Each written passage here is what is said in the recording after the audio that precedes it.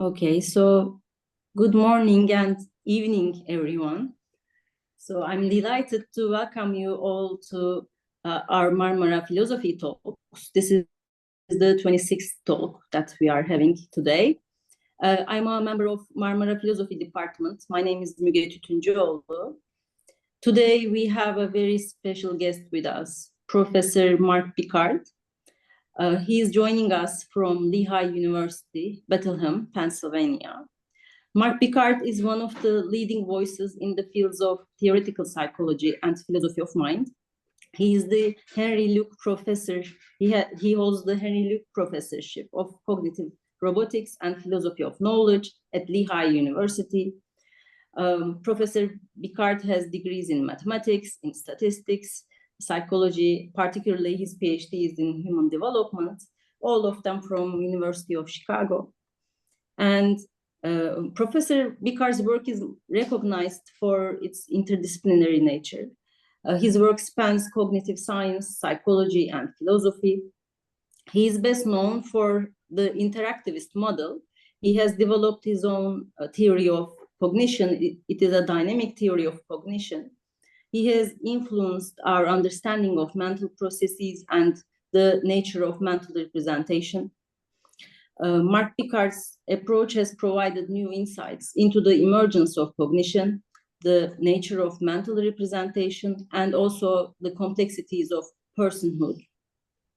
He is the author of many books, some of them including Foundational Issues in Artificial Intelligence and Cognitive Science, Knowing Levels and Developmental Stages, On the Nature of Representation. Also, notably, Professor Bickhard has a forthcoming book. It is planned to be released in January, I think.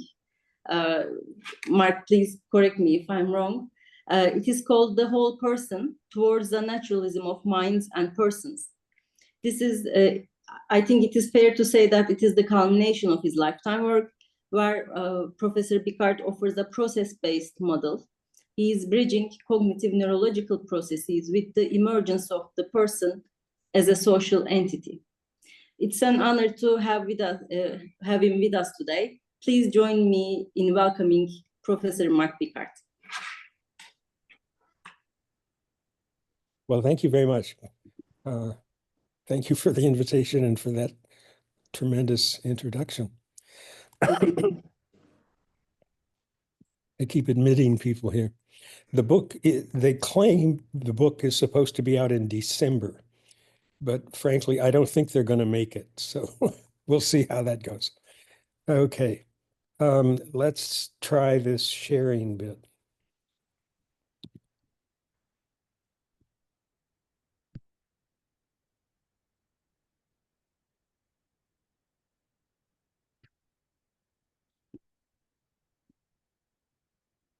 Okay, does that work?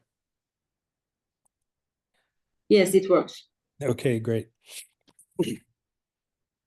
I'm going to talk about a couple of the topics that Müge mentioned, but with a primary focus on emergence.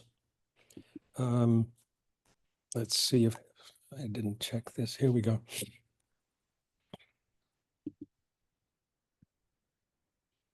Okay, but the model of emergence that I'm going to talk about is part of the larger project that is in the book that was just mentioned, namely The Whole Person. So I'm going to give a brief outline of the larger project in order to situate the overall emergence model. Now, is this, I've got everybody's picture on the right. Is that showing up on everybody else's screen as well? I can only see your slides and your own view, but if someone has multiple monitors, probably they see both. Well, I'm asking because on my screen, it's actually obscuring some of the print, some of the text. It looks, the slides look good. Okay, fine. Yeah.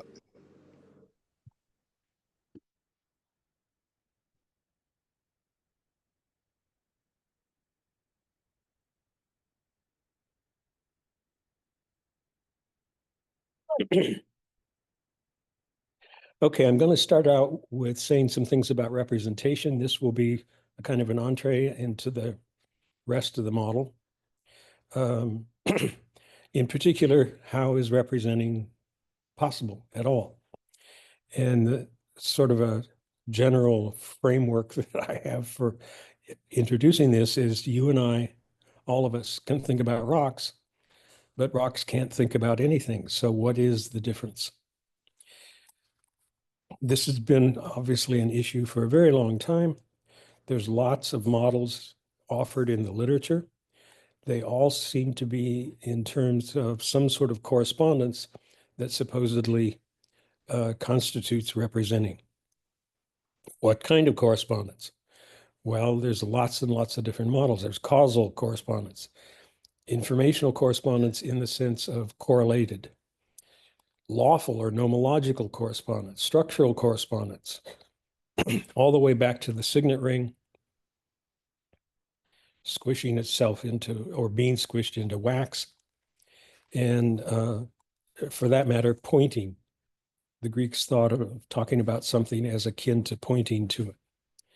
So my claim is that these kinds of correspondence models encompass Fodor, Millikan, Dretske, Cummins, the symbol system, vectors, and the ancient Greeks, virtually all of them.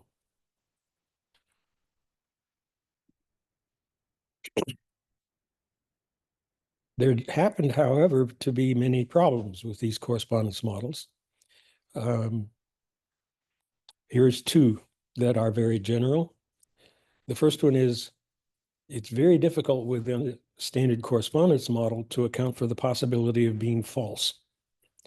If the special correspondence exists, then the representation exists.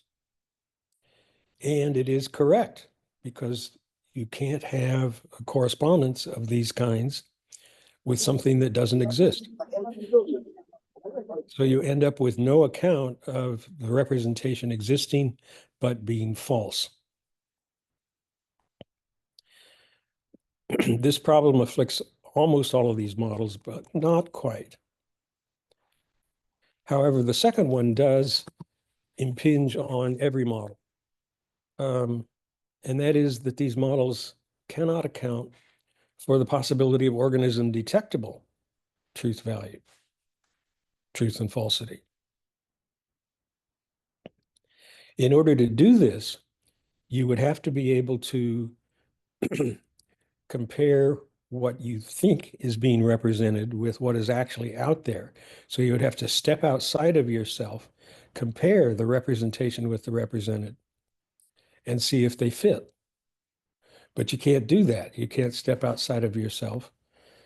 The correspondence is the only epistemic access you've got to what's out there. And you can't check it. This is the classic radical skeptical argument. It's been around quite a while. It has not been defeated. My claim is that every one of these correspondence models falls to this problem.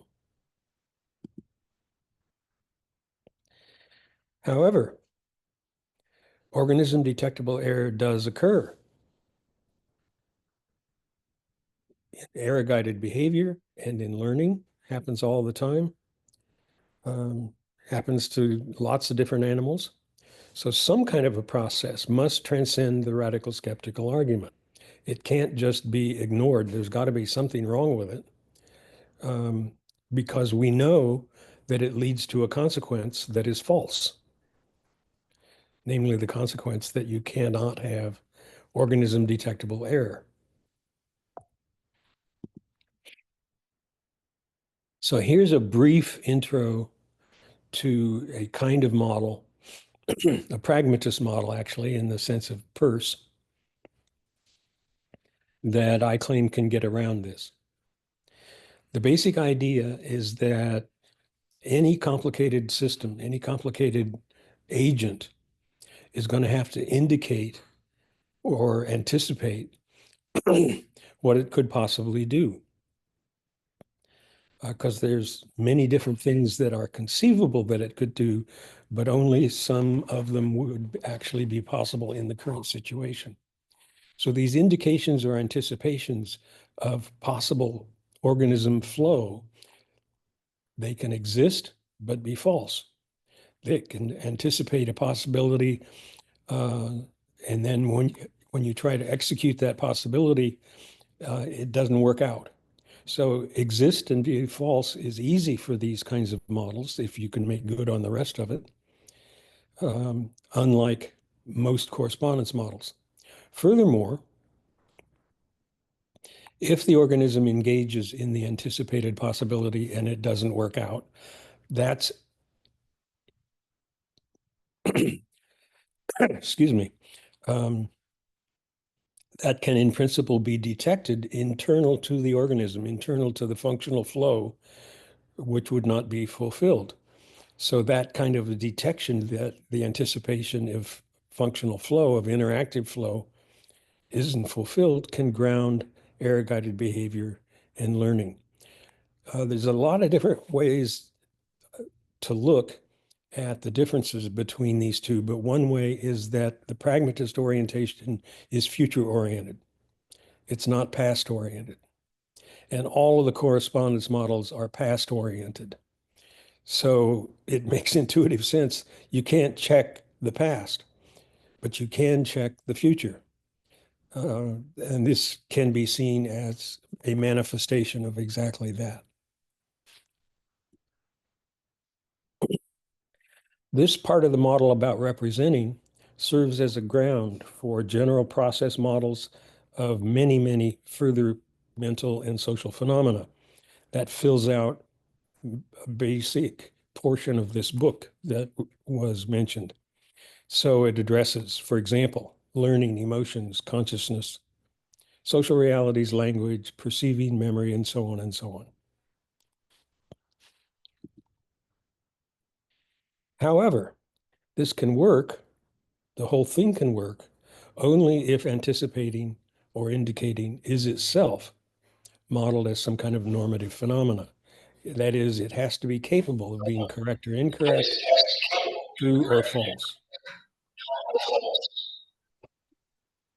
Now, of course, one option might be to claim a dual metaphysics, with normativity being postulated as distinct from particles, facts, causes, and so on, distinct from the natural world. And this, of course, has been the choice many times over the course of Western history, Western thought. But another would be to try to model normative emergence. That is, the emergence of normative phenomena, including the normative phenomena of anticipating, and thus integrating normativity with the rest of the world. That's the one I'm attempting here.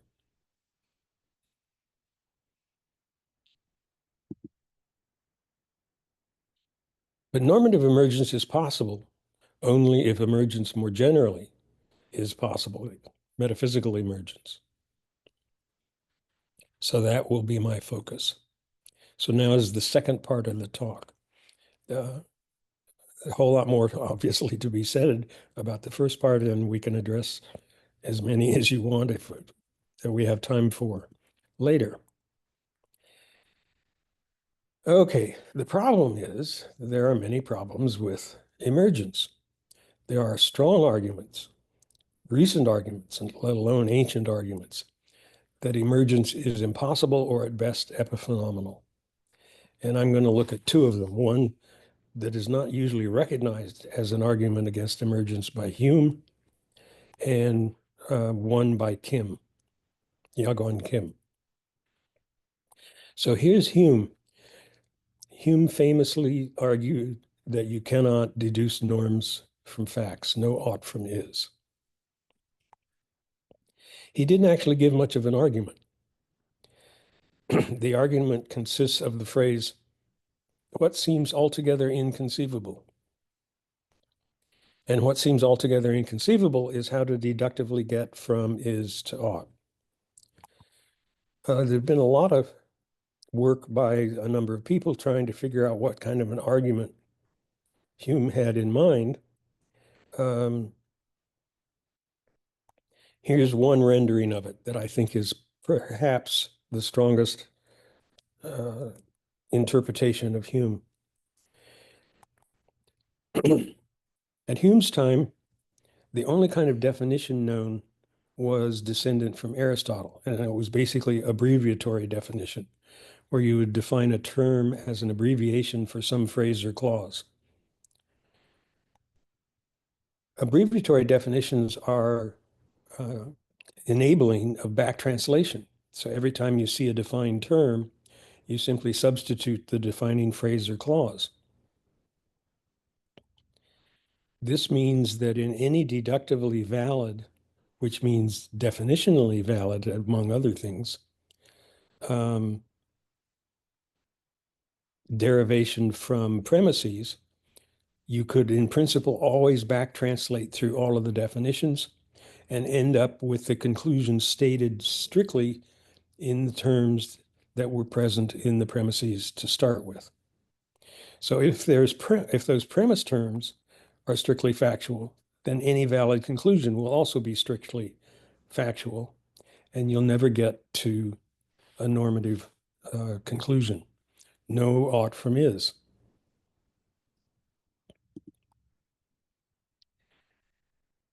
The connection with emergence is basically this argues that you'll never get anything more than syntactic rearrangements of the premise terms, which might be useful, but it's just rearrangements. And there's no emergence in just rearrangements of the factual particle particular terms, whatever kind of terms that are not normative to start with. So if this construction of Hume's argument is correct and it's sound, it would preclude any kind of emergence. It would preclude anything other than just syntactic rearrangements. I'm getting somebody admitted or wanting to be admitted in the waiting room. Okay. Okay, I admitted. Okay. However, there's a kind of definition that Hume didn't know about. It got developed in the 19th century. A lot of people still don't know about it, but it's now a fundamental part of logic and philosophy of logic and so on. And that is implicit definition. It's different from abbreviatory definition. And most particularly for my current purposes, it does not permit back translation.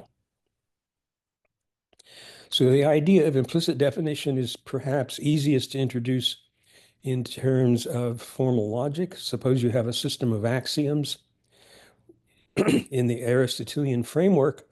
Suppose you've got geometric axioms. They talk about points, they talk about lines, and these are all taken to be referential to things in the world, or at least things in some abstract world. But in an implicit definitional framework, you've got relationships in the axioms, and any interpretation that saves the relationships can be a model, and the axioms implicitly define the class of all the models. So a classic example of this is, suppose you've got an axiom that says 2x's determine a y. Well, that could be 2 points determine a line, but it could also be 2 lines determine a point where they intersect. And those two interpretations, along with lots of others, could be an interpretation of that particular axiom. Hilbert, among others, developed implicit definitional approaches in the 19th century. He certainly wasn't the only one. Russell and Frege did not like implicit definition. Quine didn't like implicit definition, but he's got a paper called Implicit Definition Sustained. He couldn't find any fundamental problems with it. Again, for my purposes, the key is that implicit definition does not permit back translation. So a conclusion from strictly factual terms is not restricted to rearrangements of the premise terms. Now, this does not give me a model of emergence of any kind, but it does clear a barrier. Let me now shift to Kim. I'm going to address his causal regularities argument. This is not the one that he's best known for. We could get into the one he's best known for if you want, but I consider it actually to be his strongest argument. Here's the basic idea. You start out with a configuration of particles, and this configuration can yield different outcomes, different causal regularities, depending on what the configuration is. So one configuration yields interactions of the particles of a certain kind, and a different start state configuration of the particles yields a different flow of the interactions among the particles. But all of this is just the working out of the causal interactions of the particles themselves.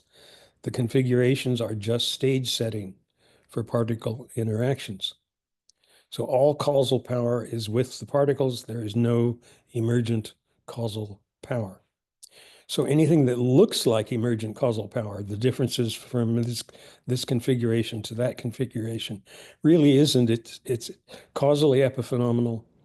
There's nothing going on there except just the causal interactions among the particles themselves.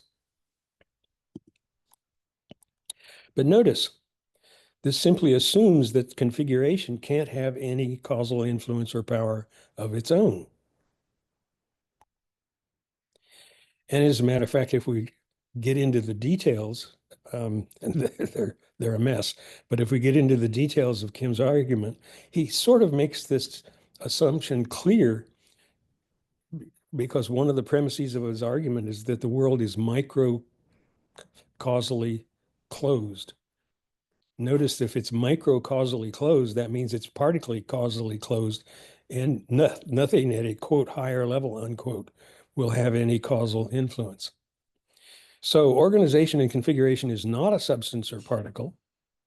So this ruling out of configuration as having any causal power seems to make sense, because it's not the kind of category of substance or particle. And substance or particle, it seems to be the only one that's a legitimate potential locus of causal power. But it's basically question begging against any model in which in which organization does have a causal influence. So if I want to propose that organization does have a causal influence, I violate Kim's restriction to micro-causal closure. But I also show that he's simply assuming that anything at a higher level, any configurational issue, is not a legitimate potential locus for causal power. This brings me to process, because process does have whatever influence it has as a result of organization. Just consider quantum field theory. Quantum field theory doesn't exist at a point. It only exists in terms of organized flows of influence within the field. With these kinds of process models, especially a metaphysical process model, you cannot delegitimate organization as a potential locus of causal power without draining the universe of causality entirely, because everything has whatever influence it has, at least in strong part in terms of its organization. So if we start with a pure particle model, nothing can happen. Point particles are never going to hit each other. They can't interact. There's no contact. There's no attraction. There's no repulsion. This is one of the fundamental problems with substance and particle metaphysics. How can you account for any world at all? The standard model today is particles plus fields. So you've got electrons, protons, neutrons, quarks, etc., that interact via various kinds of fields. But the fields already give causal powered organization. The fields have to be organized and will have whatever consequences they do in strong part in terms of their organization. So fields intrinsically are processes, and the particles plus fields already gives away the issue. Even more strongly, however, there are no particles at all.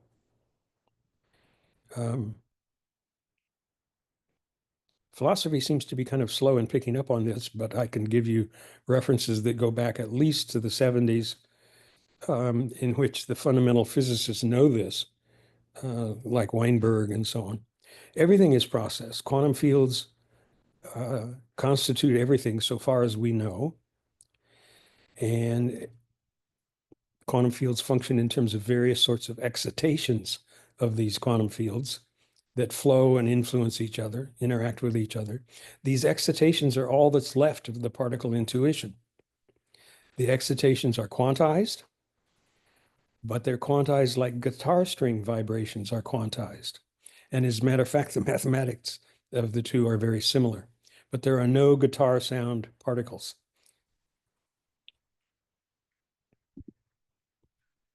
So if we have a process framework, a process metaphysics, if we have differing organizations, we'll have differing causal powers. If we have a new organization, we'll have a new causal power. And if we have, with this, we have emergence because we'll have emergent causal power influence that cannot be attributable to anything at a, quote, lower level. And as a matter of fact, this point holds at all scales and does not require levels. Just to give an example of something that doesn't require levels, consider a candle flame. The candle flame has the property of helping to keep itself going. It's self-maintenance. It maintains above combustion threshold temperature, which induces convection, brings in oxygen, gets rid of waste products, melts the wax in the candle itself so that it can percolate up the wick, vaporizes the wax in the wick so that it is available for burning. All kinds of things going on there. These are all emergent. They are an emergent property of self-maintenance in the flow of the process. They are not above it. There's no separate level. It's a property that is realized in the organization of process in the candle flame. The levels intuition sometimes holds. Obviously, some things are at least partially organized in terms of levels, but there's lots of things that are not organized in terms of levels. And the levels intuition for emergence, I claim, is a remnant of the substance framework. That is emergent substance, like for Descartes.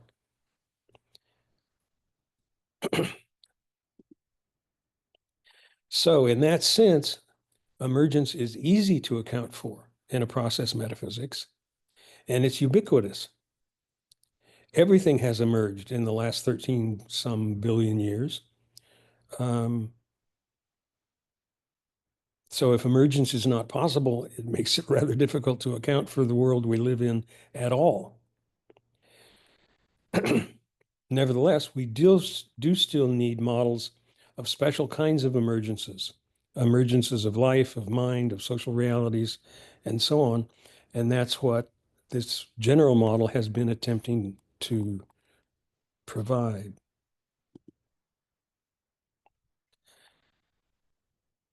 So that's the end of the talk.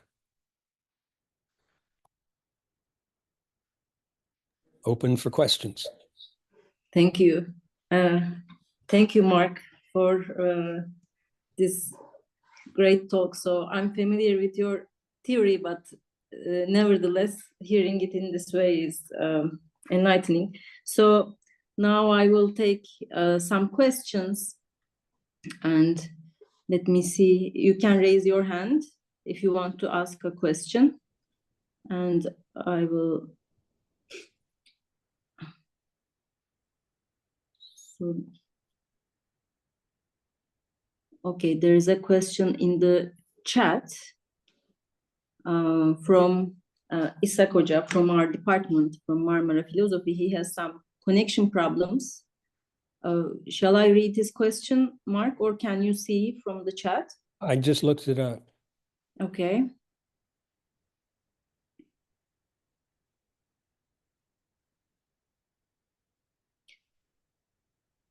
How can self or ego be defined as an entity according to the process model? How can the concept of process and what remains itself coexist? Okay, two questions very related to each other, actually. Self and ego are both difficult terms to define because they're not, there's no consensual meaning in the literature. But let me give you an example of definition of person that I talk about. First of all, I have to move through a model of the emergence of social realities. And so that'll be the first step in my answer to that question. The model goes something like this. We each have to have some understanding of what we could possibly do in a given situation. I've already talked about that in terms of anticipations.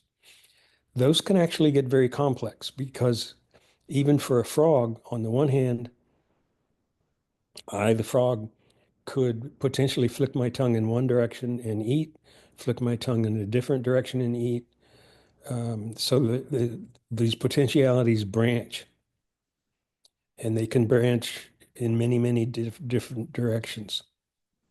They also iterate. So if I, the frog, moved a little bit to the left, maybe different tongue flicking and eating possibilities would come into range. So with branching and iterating, they can create, for complex organisms, very, very complex webs. I call this situation knowledge. It's knowledge of the current situation potentialities. A lot more to be said about that, obviously. But the direction I need to go here is, suppose we have two agents together. So I'm one of them, say. So I am trying to construct my situation knowledge. I'm trying to make it consistent with this other agent, maybe you. But the potentialities, the anticipations that you afford me, and afford is semi-deliberately a semi-Gibsonian word here. We can talk about that if somebody wants to. But much of what you would afford me, potentially, is not redundant, is not informationally redundant relative to just perceptual interaction. It has to do, among other things, with your characterization of your situation. So I can't directly know anything about your characterization of your own situation, but I need to in order to fully characterize my situation. But you are in exactly reciprocal situation yourself. You need to characterize my characterization of my situation, and so on and so on. So we get a back and forth and back and forth. I need to know that you know that I know that, and so on and so on.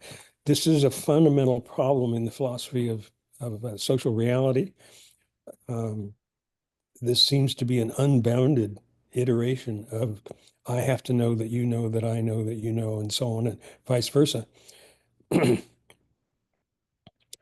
I can say more about how I think this unboundedness is avoided.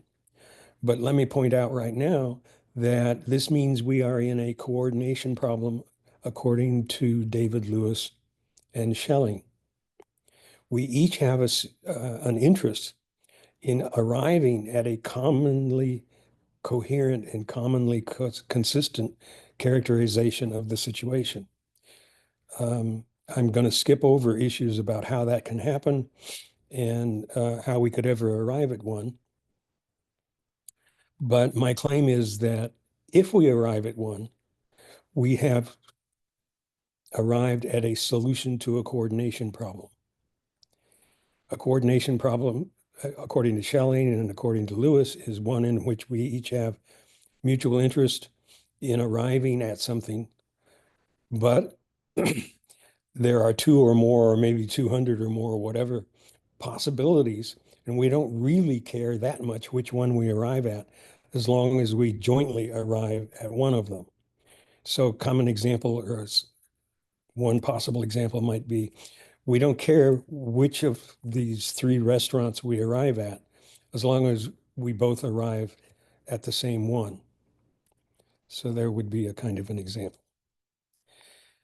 The point I need to make right now is, if we have a situation like that, that satisfies at least a version, a variant of David Lewis's definition of a convention. So we have situation knowledge, and our mutual situation knowledges, if they satisfy this kind of a coherence, form a situation convention. A convention that exists about our mutual current situation. And notice the convention is a relational phenomenon. It's not a substance. It's not a particle. It's a relation of coherence among your understanding, your situation knowledge, and my situation knowledge. So it's a different kind of a phenomenon than we usually think about. But nevertheless, it can have consequences. There is a reality about whether it exists or not, and a reality about what sort of existence it has. So if I come into a group of people and everybody else there knows that it's a birthday party and I don't, I will get fairly quick feedback that my understanding of the situation is probably not correct. Getting surprise feedback is a fundamental definition of some sort of a reality out there, and situation conventions can give you exactly that kind of feedback. My claim, in fact, is that elaborating and looking at various kinds of these situation conventions and potentialities of situation conventions actually gives you a model of social reality in general, ranging from, particular realities between two people up through general institutions like banks and corporations and so on. Okay, now I'm finally in a place where I can say something more specifically in response to this first question. The infant, oh, hello. The infant is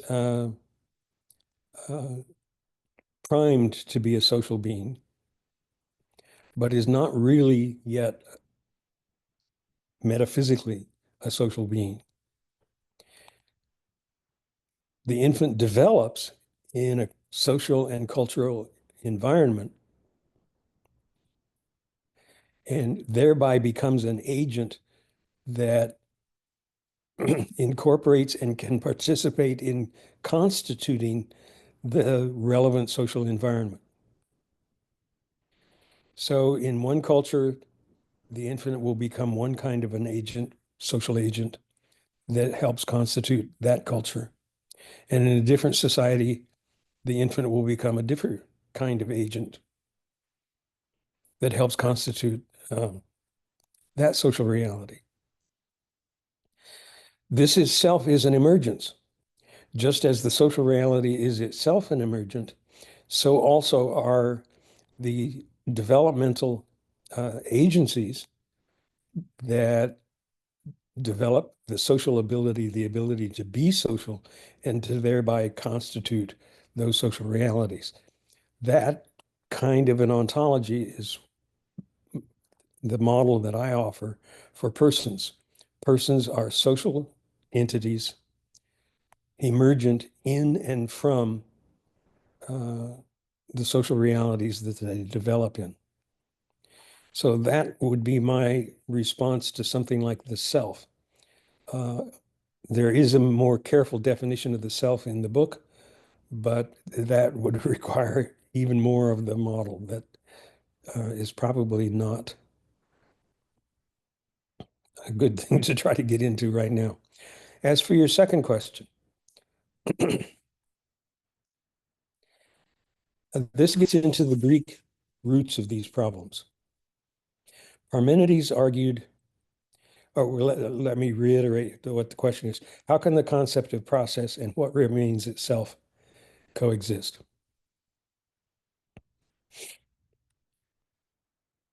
Parmenides argued against the possibility of change.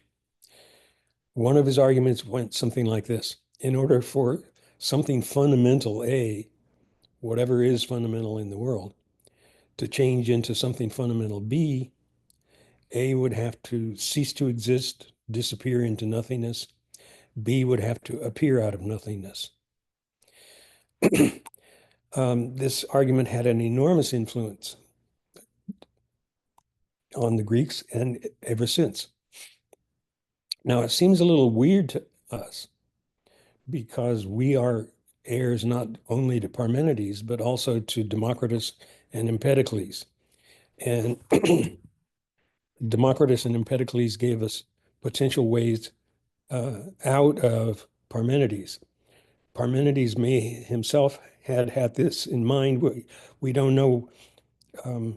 He certainly acknowledged that change appears to occur, and he wrote a whole lot about how we can account for this appearance of change, but we don't have anything left of it. So we don't know what he said. So Democritus and Empedocles are sometimes interpreted as arguing against Parmenides, but more strongly, I think, interpreted as continuing this part of the Parmenidean framework, namely accounting for the appearance of change. So just to speak about Empedocles for a moment. For Empedocles, there's four fundamental substances: earth, air, fire, water. They don't change. And they thus maintain the Parmenidean restriction against change, constraint against change. But what does change are mixtures of them.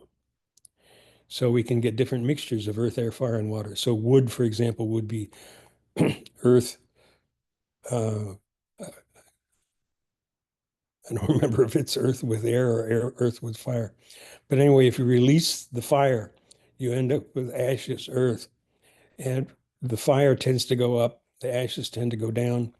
But when they're combined in wood, the tendency to go up is enough that wood floats, whereas ashes don't. So it had its own explanatory power.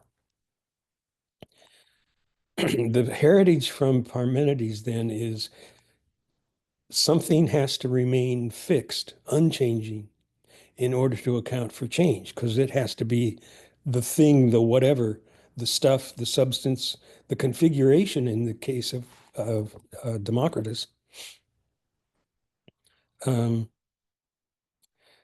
that does change has to be a change within or upon something that doesn't change. This carried over into Aristotle, who had a much more complicated and sophisticated version of it, but he still maintained the constraint against the possibility of fundamental change. Mary Louise Gill has an interesting interpretation, but which I am persuaded by. But for most of the ensuing centuries since the Greeks, Aristotle has been understood to posit what has been called prime matter as the unchanging substrate for change. So for Aristotle, earth, air, fire, and water could change into each other, unlike for Empedocles, but prime matter supposedly did not change. I can get into Gill's interpretation if somebody would be interested. The point then is that this idea of what remains in change, what remains in process, touches upon a fundamental metaphysical issue going all the way back to the Greeks, and there have been many answers to it. But in process, especially a metaphysics of process, processes like quantum fields are change. If you want to say something doesn't change, all you could say would be the field itself.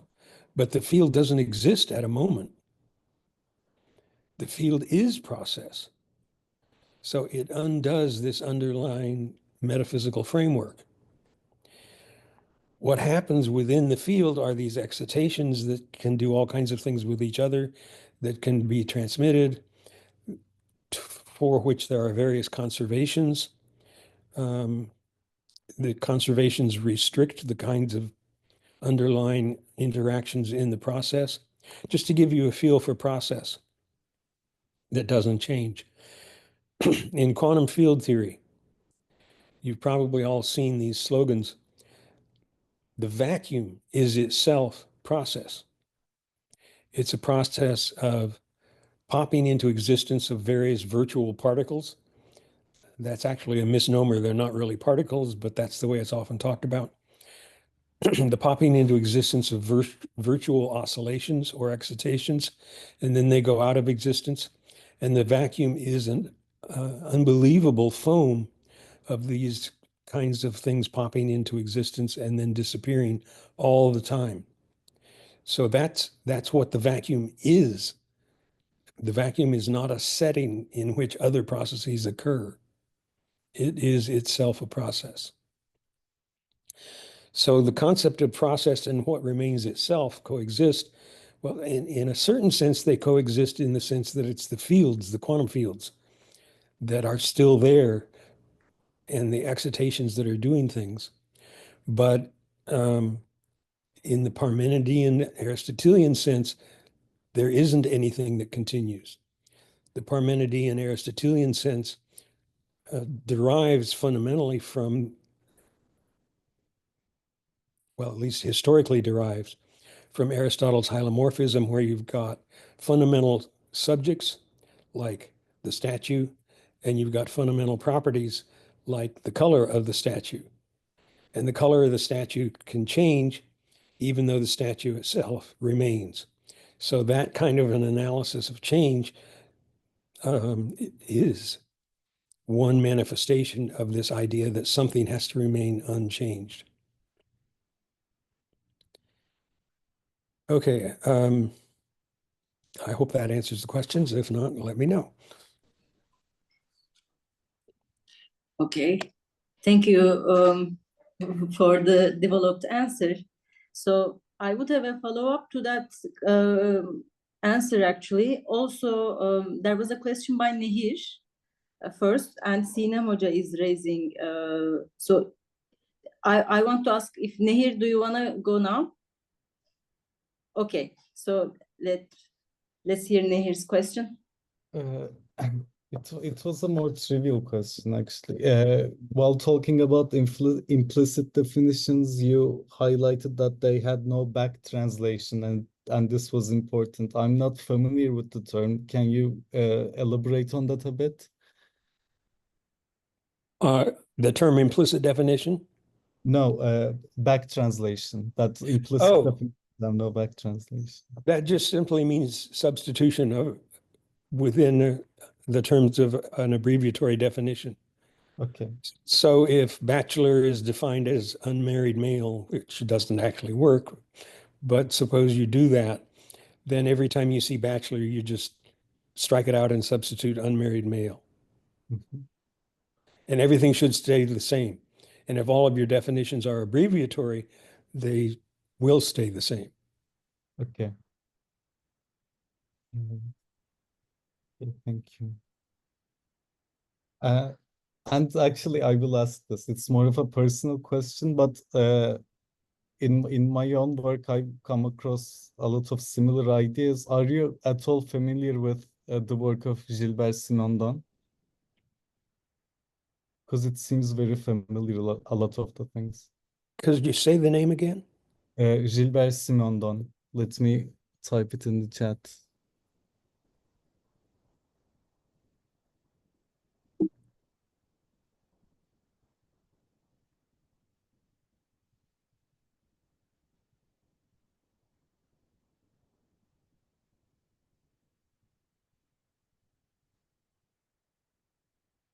I'm not getting it in the chat. Nehir, you write directly to me. How sorry. So please send it to all. Let me copy and... Okay, I sent it.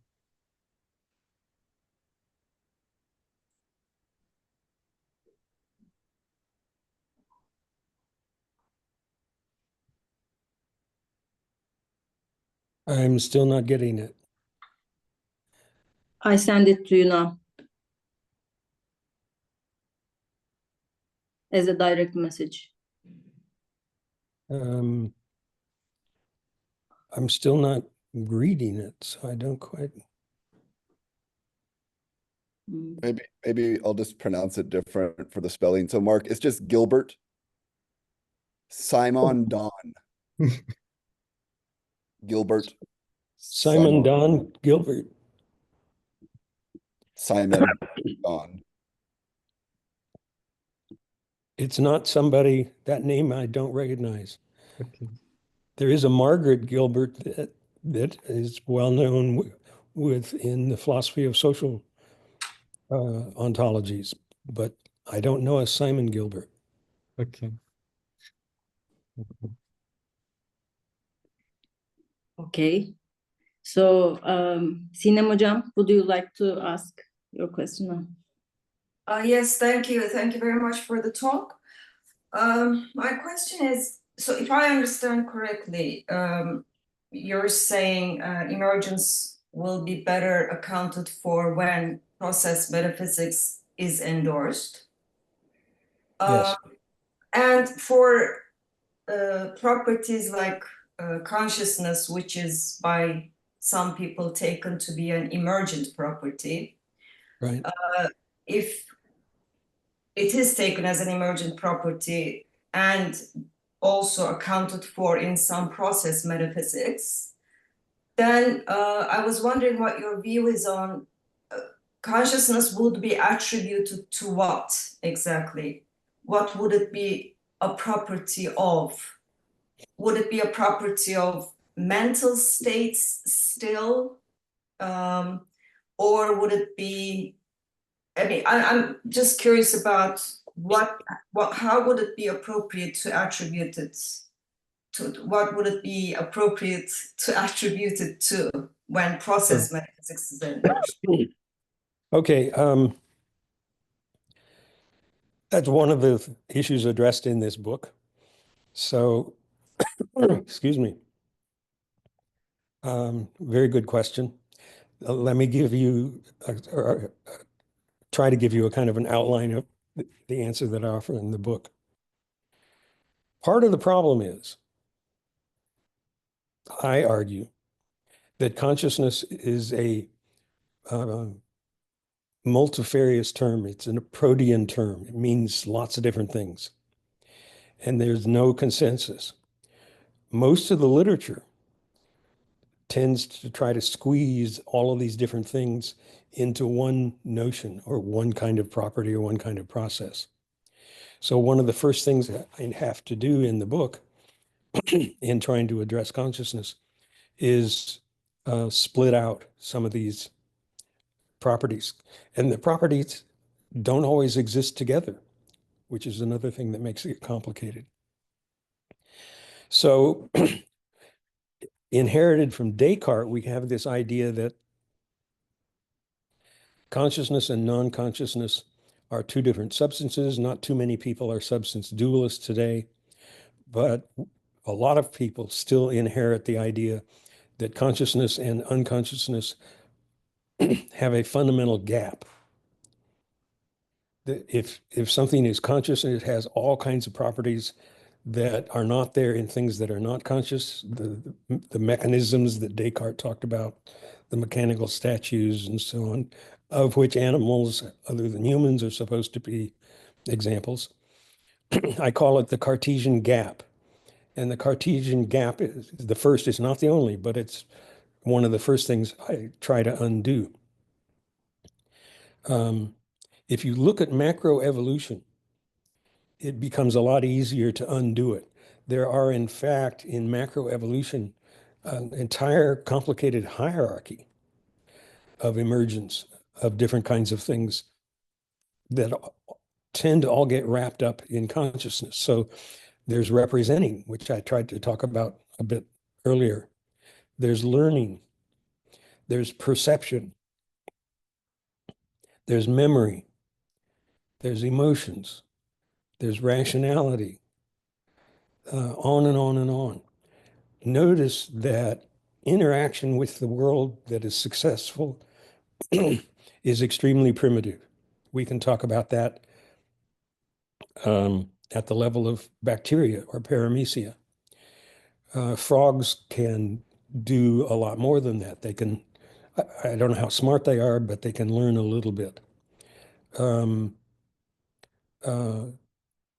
Perceiving is a process that differentiates. Paramecium detects things in the world, but it does not have a separable perceiving process. It's certainly not like a chordate or any higher backboned animal. Emotions emerge roughly with reptiles. So many different properties that we associate with consciousness did not emerge all at once. There's not a singleton gap there. So that's the first thing I need to do. And in fact, the rest of the model is built on a claimed macroevolutionary hierarchy of interactive knowing, learning, emotions, and reflective consciousness. So that, I claim, is in fact the macroevolutionary sequence in which they occurred. And then there are lots of subspecializations within them, like perceiving within interaction, memory within learning, and so on. The second problem that is illustrated here is that consciousness has multiple properties that we associate with it, and they don't all occur in the same place in this hierarchy. So in particular, I talk about primary consciousness, which could be a flow of contentful experiencing. And notice even the frog is going to have a contentful flow of experiencing, contentful in the sense of this structure of potential tongue flickings and eatings that has to be maintained and updated and so on in accordance with the visual experience of flies running around or biologists tossing pebbles in front of the frog, in which case the tongue flicking and eating would be false because you don't eat the pebbles. But anyway, there is a contentful flow. It's situated, it's from a point of view. It has lots of properties that we associate with consciousness. But it's not reflective. And reflective consciousness comes later, presumably in minor, well, I don't know about minor, but anyway, in less complicated versions, at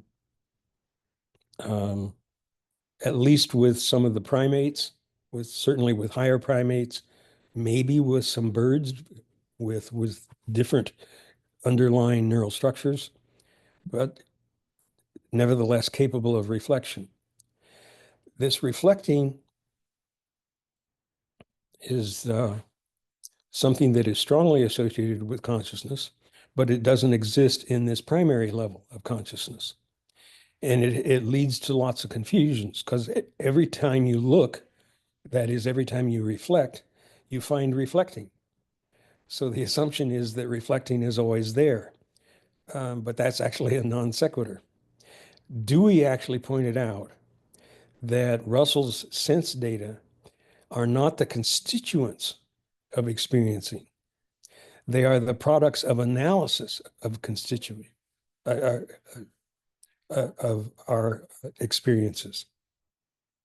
And I completely agree with that. And I think the same mistake is made today with the term qualia. Qualia are supposed to be the constituents of our experience, but they're not. What we experience are tables and chairs and various organizations of possible interactions with the world. But then if and when we reflect on it, we can analyze it down into supposed atoms of experience. That's a potential analysis, but it doesn't mean that our experiencing is actually constituted out of those atoms. So the experience of experiencing red is not the same as red. And the claim then is trying to circle back now to your original question. It's not that consciousness is a property of something else that is not itself conscious. It's rather that consciousness is a whole realm of potentialities and properties that are variously emergent in and evolutionarily emergent in various organizations of process. Now, I haven't given you any of the organizations of process that I claim constitute learning, et cetera, et cetera, et cetera. I've just tried to map out the space here of how I think that needs to be done. And I make an attempt in the book. I mean, I can get into any of those details if you want. But. Okay, thank you. I might have follow-up questions, but I will wait for others to raise their questions first. Okay, follow-up questions are fine. Oh, here's somebody, another question in the. Yeah, so this is my student is asking, but she wrote in the chat. Can you see it, Mark? I can. Okay.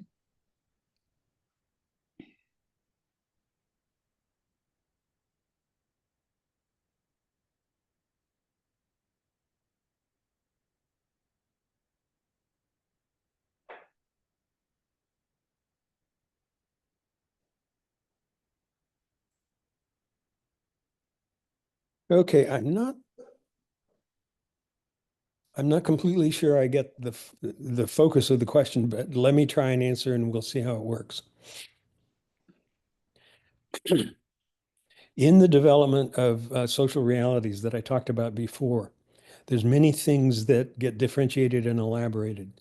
So for example, there's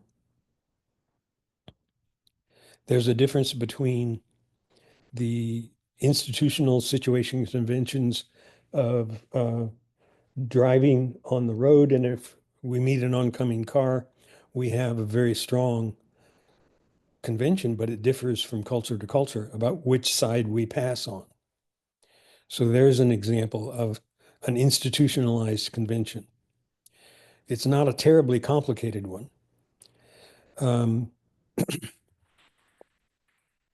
An example of a different kind of institutionalized convention that would give us more complexity would be, suppose we owe some sort of loyalty or allegiance to other people, determined at least in part by kinship. So if it's not only in part, but also that's the outer realm of the basis for loyalty, our society can end up with a kind of clan structure where clans are defined or constituted in terms of kinship relationships. Clan structures can be very important, but they also have limitations. You can't go beyond, you can't be creative in your social institutional structure in ways that go beyond the kinship structure. A more flexible, more powerful framework would be loyalties to a given person independent of your kinship structure. This can give you, among other kinds of organizations, a kind of a feudal structure where I'm a duke or something and I owe my loyalty to the king. and I even pledge my loyalty to the king.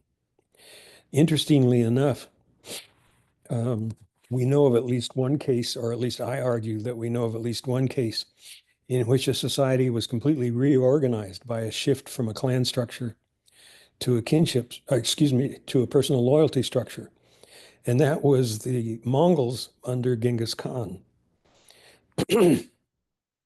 There's all kinds of interesting things about Genghis Khan's biography about how he came up with this, but he managed to introduce a personal loyalty structure into what had been a pure clan structure prior, and thereby unite the Mongols and created an enormously powerful and, in terms of world history, extremely important phenomenon, namely a unified Mongol, I don't know if you'd call it nation or not, but something like that.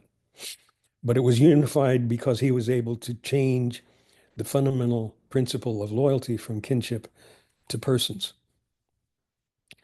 This also has powers and limitations. An advance was introduced in several cultures in different ways. Here's one way in which it was introduced in Western European culture. Along about the time of St. Augustine, the Roman Empire. Pardon? Along about the time of St. Augustine, the Roman Empire functioned in terms of the emperor issuing an edict.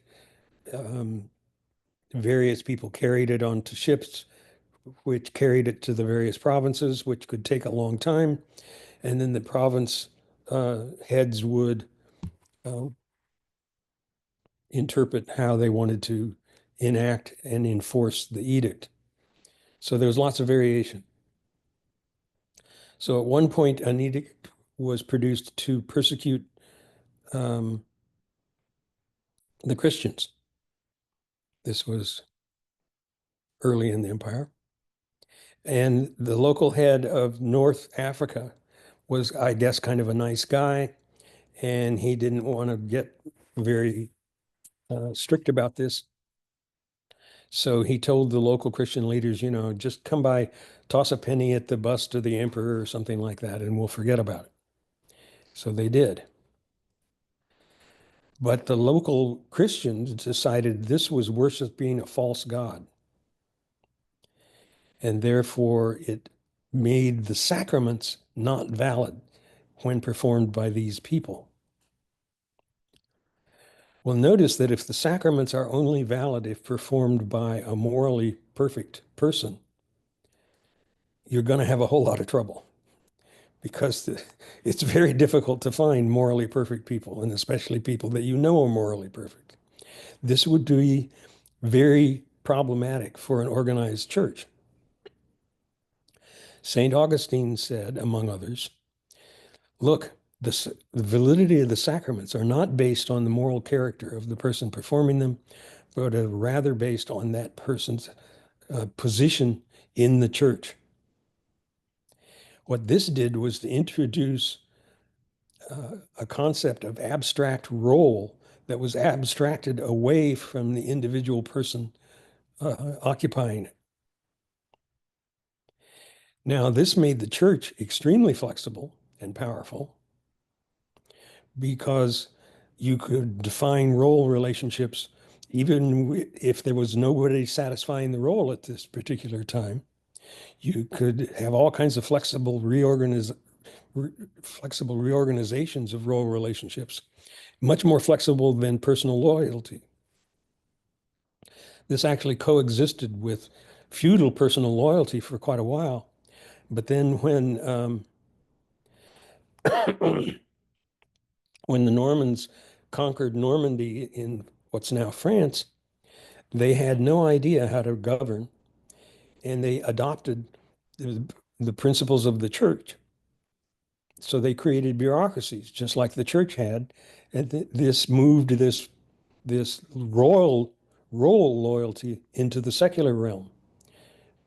Then the Normans conquered England and imposed this kind of secular role normality excuse me, loyalty on England and made England very, very flexible and therefore powerful and so on. There's all kinds of further historical things to develop there. Where I'm going with this, or where I want to go with this, is something that got built out of and on this, and that is these things not only have to exist, they also have to be understood and made coherent in order for people to follow them and accept them. So you have to have ideologies or religions or whatever it might be that support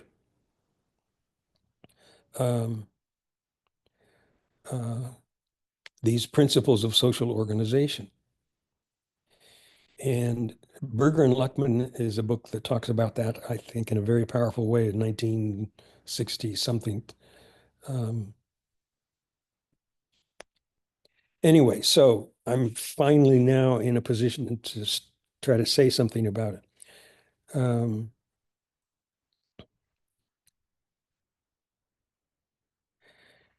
I'm not exactly sure how I could say something about Nietzsche claiming that we killed God, and therefore how could we develop a new one? But what I take that question to be focusing on, or at least alluding to, is the idea that we have to have legitimacies. When Nietzsche talks about killing God, among other things, he's talking about the Enlightenment, which overthrew in favor of secular and individuated normative locations, a classic church supporting Aristotelian framework. So the church supported the Aristotelian framework, for example, of four causes: efficient cause, formal cause, final cause,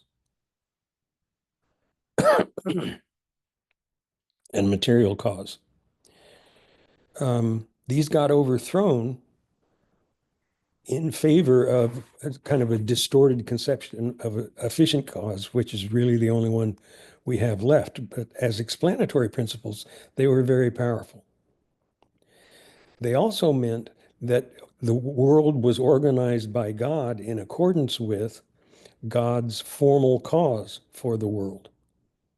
So in God's formal cause for the world, everybody had their place. And even if your place was as a serf, a slave, whatever, to live out God's plan for you was to live out your position in God's formal blueprint for the world, including for you. So the Enlightenment had many aspects, but one of the aspects was a huge surge of a sense of freedom. You were no longer restricted to this very, very conservative interpretation of what it would mean to live out a meaningful life, because God's plan got tossed out along with the interpretation of God's plan in terms of some sort of formal cause. This, incidentally, just to trace a bit more history here, led to problems. This rejection led to senses of freedom, but it also led to senses of meaninglessness. So if my life is no longer conceived of as being meaningful in terms of living out God's blueprint, then where does the meaning come from? Or how can I account for it having any meaning? And that has its own history, yielded to existentialism. There is no meaning in the universe. So we attempt to live out meaningful lives in the face and over against a universe that couldn't care less, that has no meaning, has no concern for meaning, etc. Leads to other senses of meaning. Like what if meaning is not a blueprint meaning, but is rather an expressive meaning, like music can express? Well, that's fine. That can give you back meaning, but it also takes away freedom. So what are we supposed to express? The Volk, and we end up with Nazism or something like that as what constitutes or gives us a potentially meaningful life, but now we no longer have the freedom. Another issue I actually attempt to address in the book. So, a new model of creating a new God. Well, I don't know about a new God, but the struggle to understand the potentiality for meaning in our lives doesn't really end, but we do encounter various problematics that erupt, if you want, historically, and then can historically last for quite a long while. So I just traced one of those eruptions a little bit. Okay, so I want to thank my student for asking Mark about the meaning of life. We have never gotten to that topic before in the reading group, so it was interesting, very interesting to hear Mark's take on it. I have a question. It is directly related to the presentation. If it's okay, Mark, if you are not too tired, since we find you after. Sure. So you talked about organization, process organization. Our notion of organization normally relates to particles, actually. So is organization in the context of process different? Also considering you said processes are fundamentally change. So what do you mean by organization? Is it the same as like quantization of, for instance, the field? Is it something like that? What do you, what is organization in your sense? Okay, yes, organization is often used to talk about organizations of particles. Most of the philosophers that talk about particles use the word configuration. So I semi-deliberately try to avoid the word configuration because organization at least seems to be ambiguous between an instantaneous particle configuration and a flow organization. So what I want to mean by it is some sort of temporal flow and an organization of that temporal flow.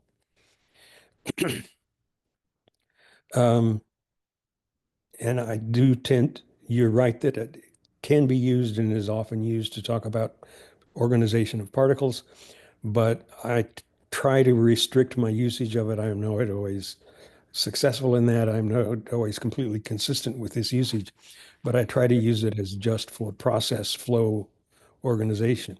So what does that mean? What does process flow organization mean?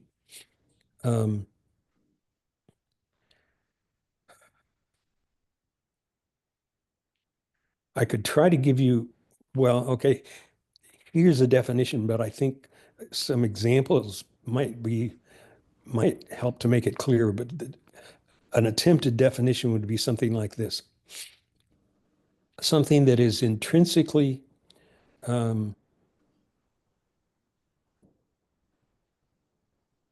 I don't want to say this, use the same word.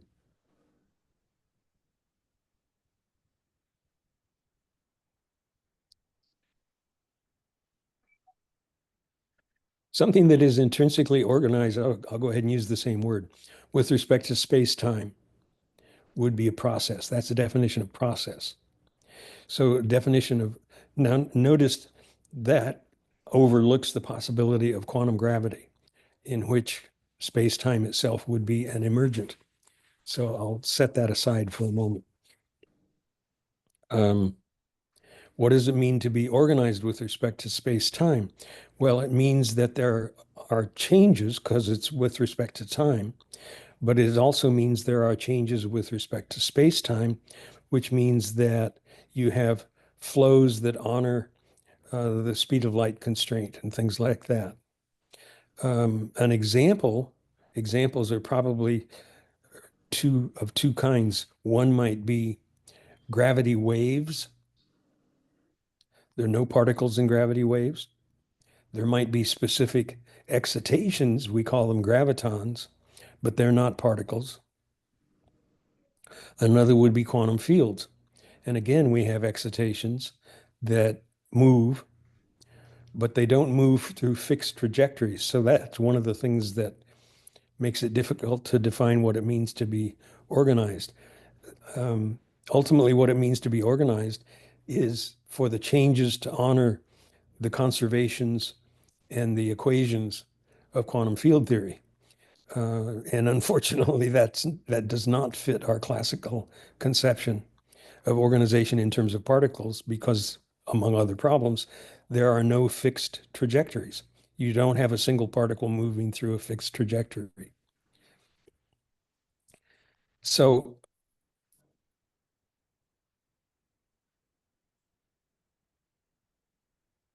I'm not sure how to get more careful about it without getting into the actual structure of the organizations, which gets me into a bit of mathematics. Do you want me to do that? I mean, for instance, can we say the quantized quantum field, is it an organization, for instance, according to this definition? Well, it's certainly organized in several senses. One is it's organized in the sense that there will be various excitations that are relatively localized, although never at a given point. And the other is it'll be organized in terms of how those excitations influence each other. Okay. So an excitation right here is going to have a very minimal influence on an excitation, you know, a light year away. I see.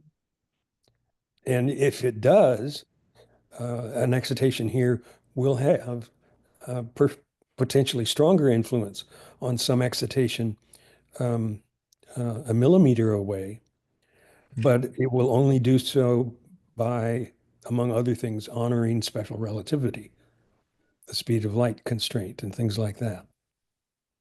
And also by honoring various conservation rules.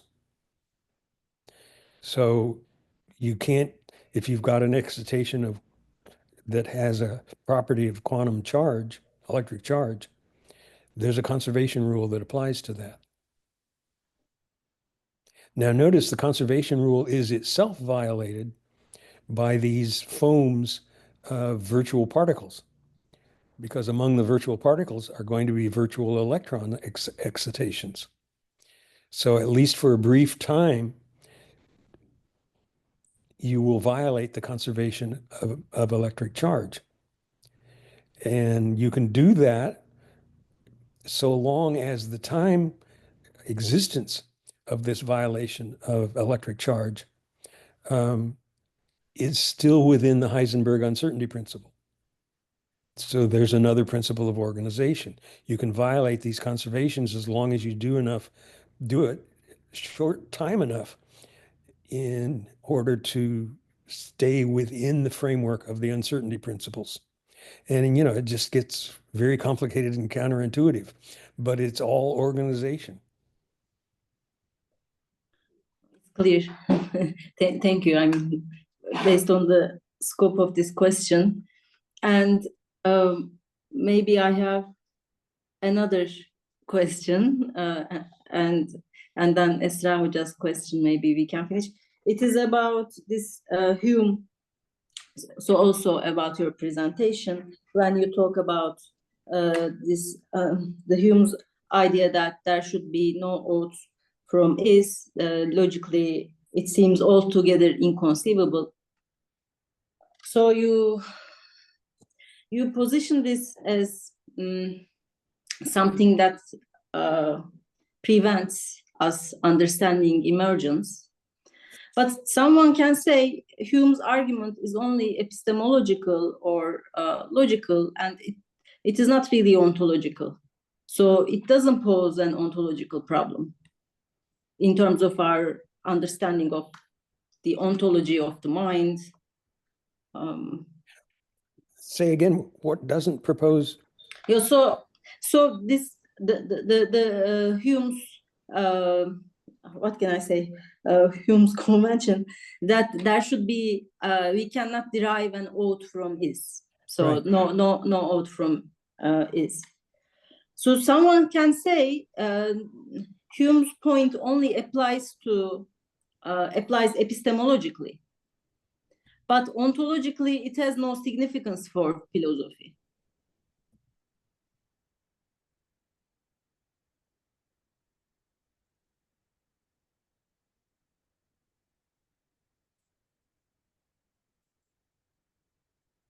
Well,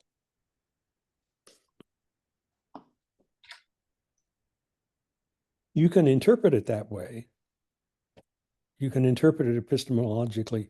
And I suppose, in a sense, that's the way it's often interpreted, because people who try to analyze this, like Schertz, do so from the framework of, well, how could we possibly deduce an ought from an is? Or why is it impossible to deduce an ought from an is? And they focus on the contemporary sense of the idea of deduction, which I suppose could be construed epistemologically. But you could also interpret it ontologically in the sense of, if you can't define it in factual terms, then it also can't be constituted out of what those factual terms refer to. So conversely, if you can constitute it out of what those factual terms refer to, then you should be able to define it in terms of those terms. So I suppose one way of looking at one perspective on what I'm trying to do is to say, well, look, the ontological and the epistemological fit together, but they're both in error because they assume this back translation. Back translation, I suppose, has an epistemological flavor, but you might also want to say back constitution. If you can back translate, you can back constitute. I see. So the reason I ask this question is I also kind of see, so I see your point, but I also see Hume's point that you cannot come up with an ethical entailment based on factual things. So I see some truth to it. And I have an explanation for it, but would you agree that there is some truth to this within some constraints or something like that? Well, no, I would not. Okay. As a matter of fact, a major part of the model is attempting to account for a multiplicity of kinds of normativities, starting with functional normativity, function dysfunction, representational normativity, truth falsity, rational normativity, on and on and on, up through and including ethical and moral normativity. And the basic framework that I attempt to give for that goes something like this. Aristotle roughly argued that all people have a purpose, a telos. And to be unethical is to violate that telos. Now, not too many people buy into that, although more and more people are starting to try to buy into a virtue ethic of some sort or another. But the virtue ethic approach usually accepts the normativities of virtues as its own independent realm, and in that sense attempts to honor the Humean constraint. So ontologically, it's a separate realm.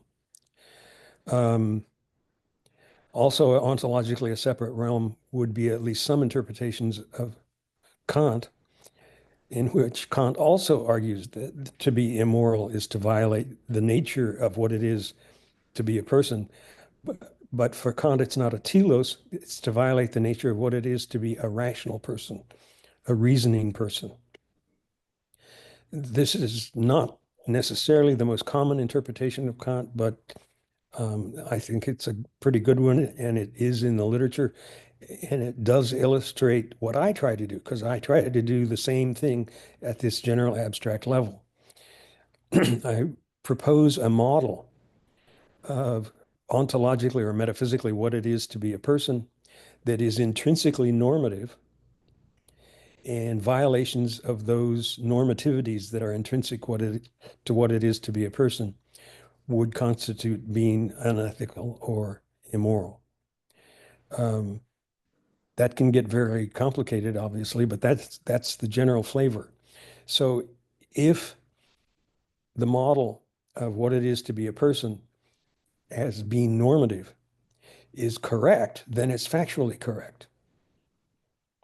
But since the normativity is emergent in it, not from it, but in it, then you violate Hume ontologically as well as other ways. Notice there's other ways that people try to do this without necessarily acknowledging that's what they're doing. So all the way back to representation, all of these models that I mentioned, Fodor, Cummins, Dretske, Millikan, on and on and on, they're all attempting to account for something that's normative, namely that has truth value, in terms of something that's non-normative, namely some kind of correspondence, maybe with special properties on the correspondence. And not one of them attempts to address Hume's argument that would preclude being able to do that, because they don't have any model of how they might actually do that. Because they couldn't, because they would have to have a model of normative emergence, and they couldn't do that unless they had a model of emergence, and they couldn't do that unless they adopted a process framework, or at least that's the architecture that I argue for. Thank you. There's a final question in the chat. Yeah, I'm just reading it. Hold on here. Okay.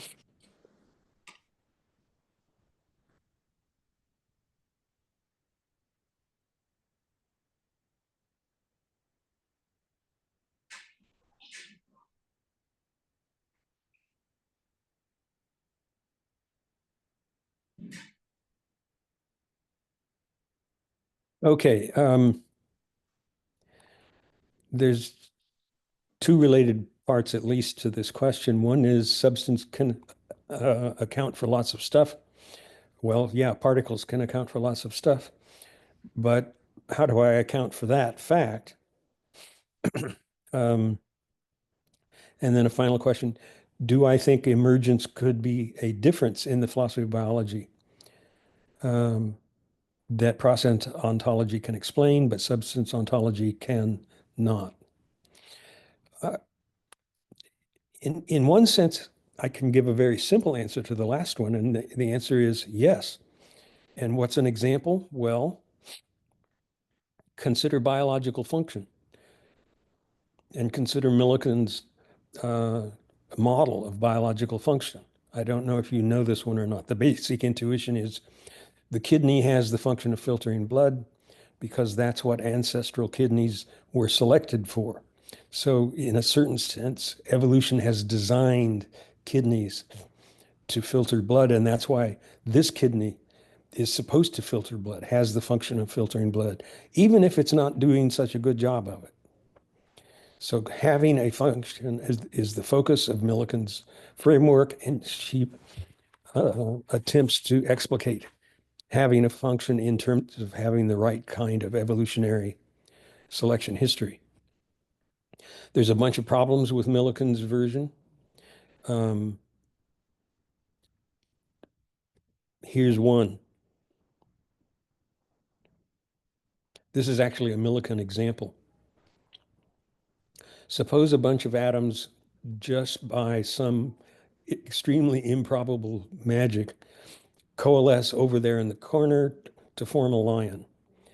And as long as we're being nicely science fictional, let's suppose this lion is molecule by molecule identical to some lion in the zoo. according to Millikan's model, the lion in the zoo, the organs of the lion in the zoo, have all kinds of selection histories, appropriate selection histories, and therefore have all kinds of functions. The lion that just popped into existence over there has no selection histories, and therefore no functions, and therefore no representations and none of the other stuff that Millikan attempts to derive from biological function. When this kind of an example first came up a couple of decades ago, the attitude toward it was, well, okay, that's counterintuitive. But if you're not used to counterintuitive, you haven't read any quantum theory. So, so the general model might well be true and still be true and yield these kinds of counterintuitive consequences. But it has further consequences. The two lions are, in fact, molecule by molecule identical by assumption, which means they're dynamically identical, which means they're causally identical, which means that the one lion that is causally identical to the other lion has functions, but the other lion has no functions. So function doesn't make any difference to any of the dynamic / causal properties of the lions. So function, by Millikan's model, is causally epiphenomenal. I've presented this problem to Millikan so far, and I've heard other people talk about it. So far as I know, she has no solution to it. But what that shows is that the notion of emergence in the sense of emergent biological function can play a role, and can play a role that can help resolve some other issues like what is biological function? Does it exist or not?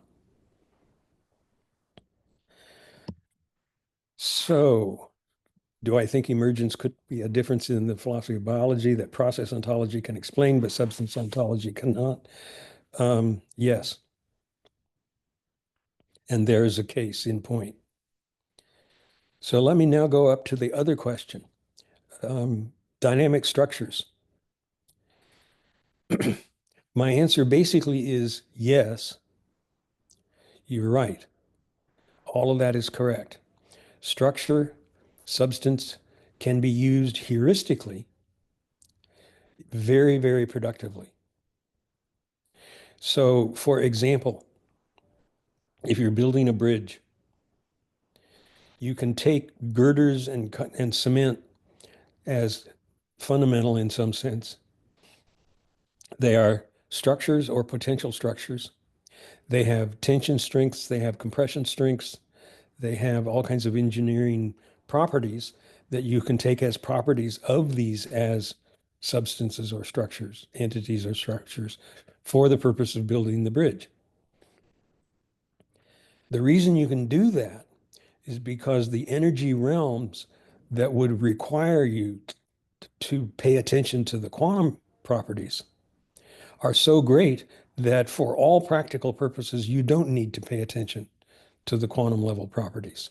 You can just treat these macro level properties of various tension and compression strengths and so on, degradation tendencies, saltwater vulnerabilities, et cetera, et cetera, et cetera. So structure and even particles are enormously useful heuristically. But they are also dangerous because as long as you take them as metaphysically fundamental, you don't tend to ask questions about where they come from and how they are constituted, and for that matter, how they've emerged. For building a bridge, that's rarely going to be relevant. It might be relevant with respect to saltwater vulnerability, because then you have to look at, the actual chemistry of how things are put together, and some chemistries may be more vulnerable to salt water than others, and so on and so on. So, but in general, you don't have to worry about the underlying process for these kinds of cases in which you've got sufficient gaps in energy levels or some other kind of level, temperature levels, whatever else it might be. But some things are self-maintenance. They are not energy level stabilities. You can do that with concrete or steel. Concrete or steel are examples of things that remain stable in their process organization unless and until some high energy hits them. So atoms will stick around for cosmological time periods, billions of years, unless and until something extremely energetic exceeds its threshold energy level. It's in an energy well, and unless something knocks it out of that energy well, it'll just keep going.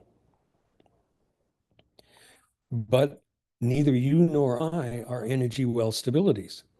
We are stable in a thermodynamic sense, like a candle flame. We are far from thermodynamic equilibrium, and we have to be maintained in far from equilibrium thermodynamic conditions. The atom, if left alone, will go to thermodynamic equilibrium and be quite happy. A candle flame, nor you nor I, cannot be isolated because we do then go to thermodynamic equilibrium, but that means we no longer exist. We have to be maintained far from equilibrium. Now, the candle flame actually contributes to its own maintenance of being far from equilibrium by means of the burning, the heat, the combustion threshold temperatures, et cetera, et cetera. So it is self-maintenance. You can get self-organization out of processes that are far from equilibrium that are not self-maintenance. Prigogine won the Nobel Prize for his investigation of those kinds of things, where you have like a chemical bath, and the chemical bath will undergo patterns as long as it's maintained in its far from equilibrium conditions of running in various sorts of chemicals, maybe stirring, whatever. That one is not self-maintained. The candle flame is self-maintained. You and I are self-maintained. For self-maintenance processes, the stability cannot be taken for granted, unlike concrete and steel. We need explanation for it. For far from equilibrium stability, you don't have this wide separation of the constitution of the property that is being stable. The constitution of the property that is being stable is at basically the same energy level as the maintenance of it, as the constitution of it, with some deviations. So like in the candle, the wax and the wick are examples of equilibrium stabilities, but their energy levels are close enough to the energy levels of the burning wax that they are exceeded, and not the atoms, but at least the molecules are disrupted. So if that's the case, every living thing has this problem. You can treat some things as structural, that is, having some sort of stability relative to some time frame. So a cell wall is structural relative to the dynamics of what's going on inside the cell. But it is nevertheless still far from thermodynamic equilibrium. It turns over, it just turns over more slowly than what's going on inside the cell. Now, if you're not concerned about the time frames in which the cell wall turns over and is therefore not stable, then you can structurally treat it as a heuristic move. But you need to be aware that it's heuristic because given any realistic time frame, it is not stable at all. It is a steady state, not an equilibrium state. And most of biology insofar as we think of it as structural, is steady state structural, not equilibrium structural. And you can do some things without taking into account whatever maintains the steady state. But there's lots and lots of things you can't do unless you look into what maintains the steady state. So that would be my response to the first question.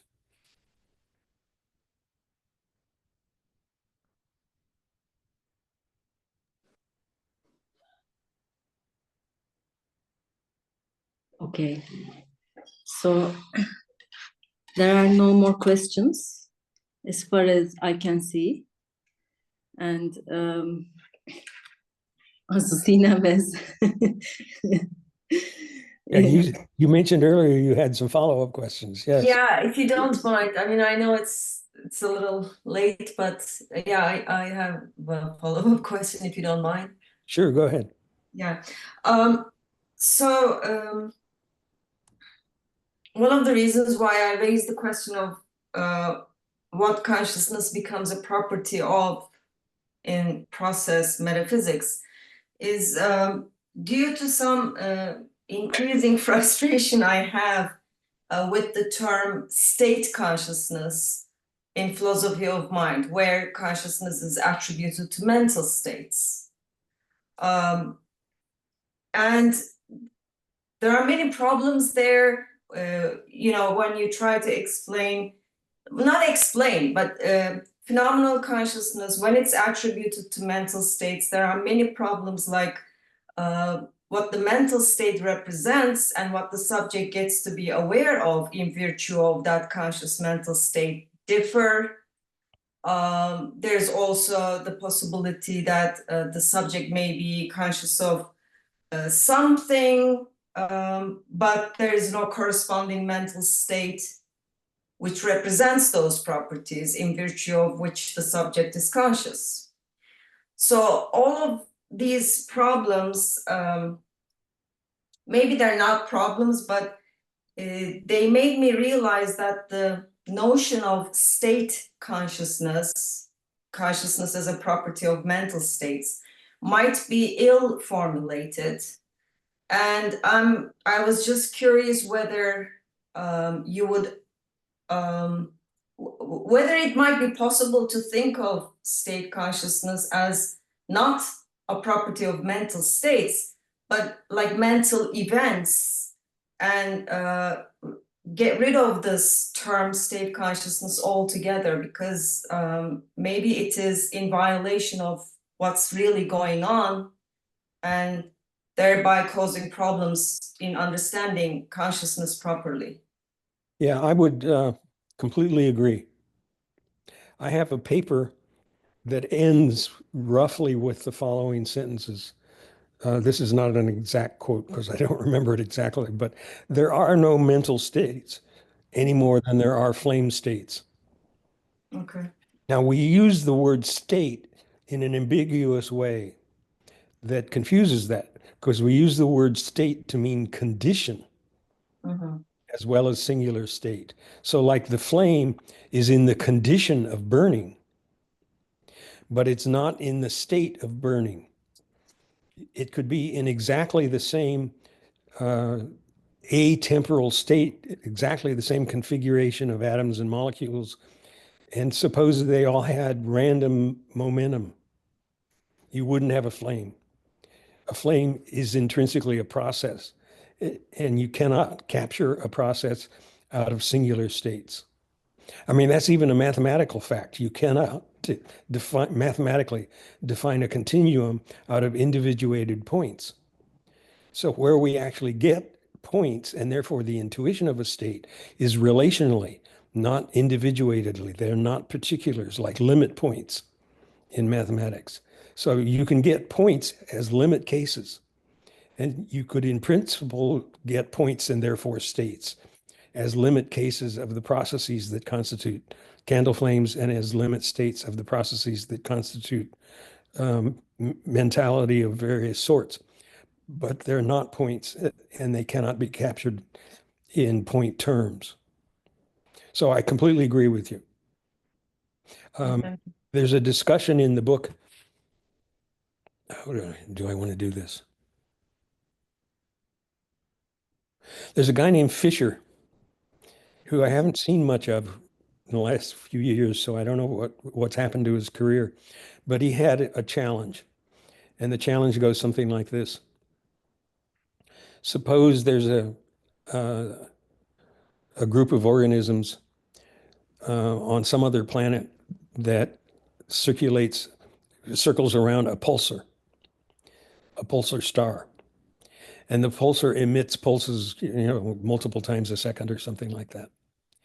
And these pulses, the supposed people around this pulsar have evolved in such a way that their functioning depends on those pulses.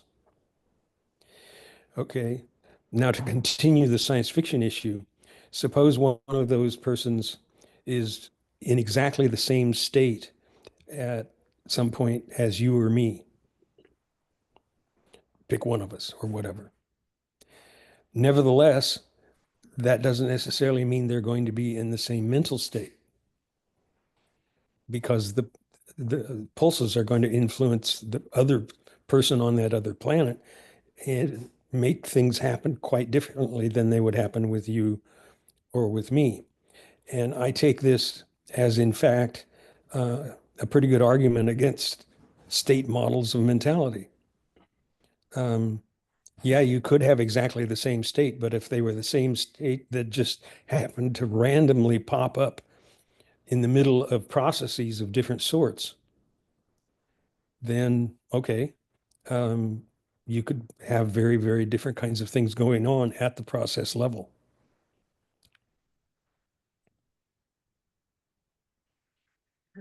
Thank you So very much. there's an example of an argument exactly against state models.